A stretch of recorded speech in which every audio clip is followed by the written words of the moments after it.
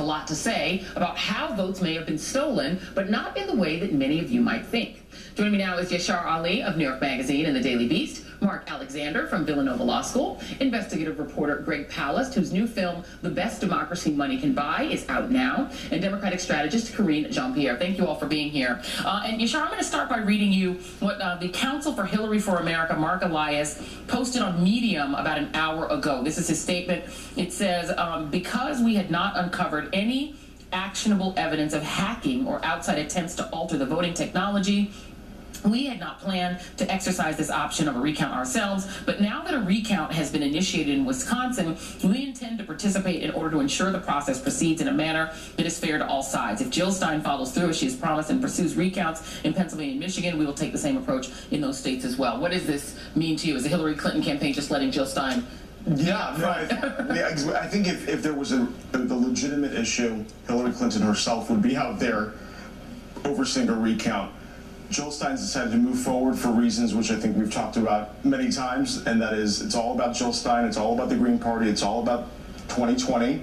But since it's happening, the Clinton campaign has a responsibility to oversee it. And by the way, so does the Trump campaign, and so does the Johnson and Weld campaigns. Yeah. I mean, they're all affected by this decision that Stein has made to file for a recount. And Mark, Jill Stein said in the opening soundbite that we played at the top of this segment that the goal is not to overturn the results of the election, which I think would surprise a lot of Clinton fans who thought that the goal was to actually overturn the results of the election, but to ensure voter integrity. There has been this Russian attempt to sow doubt in the American electoral process. And sowing doubt in the machines themselves, and they can be hacked, would be sowing doubt in the electoral process. Right. Is Jill Stein not doing the opposite? And is she not distracting from real voter suppression that took place? Right. The concern, of course, would be that whether this undercuts the sense of the real urgency of problems where there are laws which can suppress the vote, where the Voting Rights Act has been gutted by the Supreme Court, and how that can be more effectively enforced, where we can do things like have an election on a Saturday where people can vote more easily.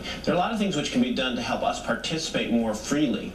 And so if you talk about a conspiracy theory, that can be very entertaining, but does it get to the real root of the issue where we want to have maximum participation by people all across the country? Yeah, that brings me to you, Greg Palast, because we had you on a couple of months ago to talk about your Rolling Stone article that was dated back on August 24th, and it says that it was titled "The GOP's Stealth War Against Voters Will an Anti-Voter Fraud Program Designed by One of Trump's Advisors Deny Tens of Thousands Their Right to Vote." It was about a program called Crosscheck that was created by Chris Kobach, who is now potentially up for a job in the Trump administration. And I want to read a little bit from your article. It says election officials in more than 24 states have compiled lists of citizens whom they allege could be registered in more than one state and eligible to be purged from the voting rolls. Rolling Stone obtained a portion of the list in the names of 1 million targeted voters. According to our analysis, the crosscheck list disproportionately threatens solid Democratic constituencies, young, Black, Hispanic, and Asian American voters, with some of the biggest possible purges underway in Ohio and North Carolina, two crucial swing states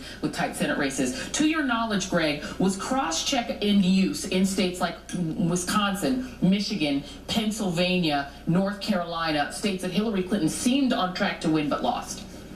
In Michigan and North Carolina, the wipeout of Black and Hispanic and young voters was massive, especially under crosscheck.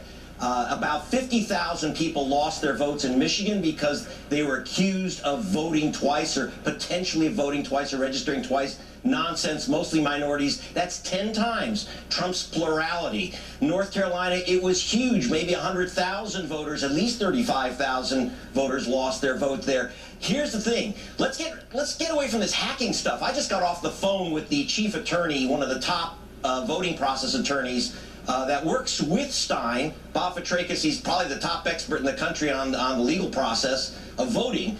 It's not about Russians hacking. It's not about playing games with the software. It's about machines that were miscalibrated. It's about the fact that we have about 500,000 absentee ballots in America, which is thrown out for highly technical and questionable reasons. It's 2.7 million so-called provisional ballots when especially African Americans go in and their name is missing from the voter rolls and they're given a provisional ballot which is then thrown in the dumpster.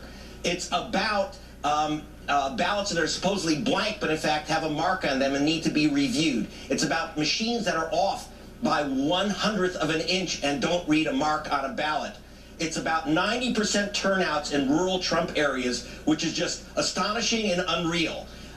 It's about blank ballots, which may not be blank. You have to look at this is a technical process. Forget the hacking stuff. Forget the conspiracy stuff. Forget Russians. This is this recount, this review of the ballots, and decisions about which ballots are being thrown out and disqualified by the tens of thousands, swamps Trump's plurality in several states. And this is the secret of American, the hidden secret of American democracy. We don't count millions of votes. We literally don't count them. And Greg, I want to stay with you on this just point for one moment. I want you to make this point again. You put out the night after the election this series of tweets in which you compared the exit poll in a state like Wisconsin or Michigan or Pennsylvania with the result. Could the throwing out of absentee ballots, combined with knocking people off the voter rolls, combined with just not counting their provisionals, account for that difference? You got it. I think you're the first journalist to get it in America. It's that when you leave for an exit poll, you say if you voted, but it doesn't say you don't. They don't ask you if your vote counted. Did you vote on a provisional ballot? Was your ballot thrown out for a technical reason, etc.? And we're talking millions of votes.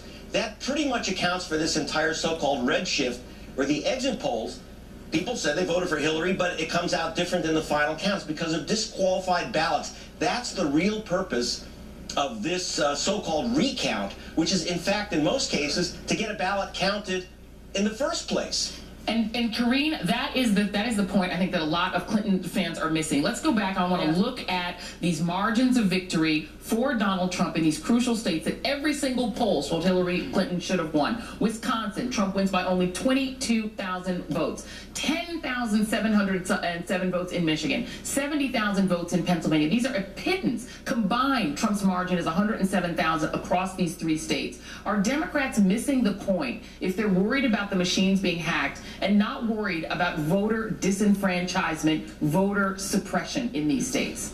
I think that's exactly right, Joy. I think voter suppression is key here. This is, I mean, especially when you look at Wisconsin, right? There was about 300,000 people who had issues with voting there, and so that is exactly right. When you look at Wisconsin, Michigan, and Pennsylvania, these are states that Democrats have won for decades. So there should be some question as to what happened, but it's not just one thing. It's certainly not hacking, right? It's many things. It's voter suppression. It's the messaging that was out there. It's the fact that we had a Donald Trump as a candidate who really changed kind of the way we do these elections. So it's not one thing. It's multiple things, and it's certainly not the hacking. Nothing proves that to have been the case. Yep. And Mark, I have to ask this question. Where was the Obama Justice Department when Eric Holder was the Attorney General? He was very aggressive about suing states that tried to do things like this. I feel like the Justice Department was not as aggressive this time. Do you have any explanation as to why? I mean, I don't speak on behalf of the Justice Department, but I think that, what we saw is that the Supreme Court in its Shelby County decision, that really took out the Voting Rights Act in its core. I think that has an impact ultimately on enforcement.